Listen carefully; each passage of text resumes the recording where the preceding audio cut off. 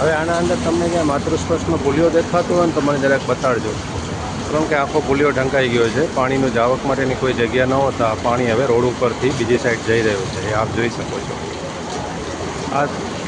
આવી હાલત હોવા છતાં પણ શા માટે આ પુલિયો તોડવામાં આવતો નથી એ ડેપ્યુટી એન્જિનિયર અથવા તો નાયબ કલેક્ટર સાહેબ જણાવી શકે છે.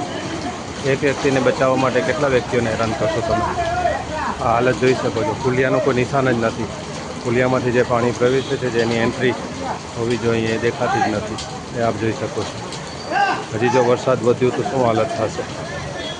પાણી હવે અમારી દુકાનોમાં એક પગથિયું બાકી રહ્યું છે, પછી આ પાણી દુકાનોમાં પ્રવેશશે.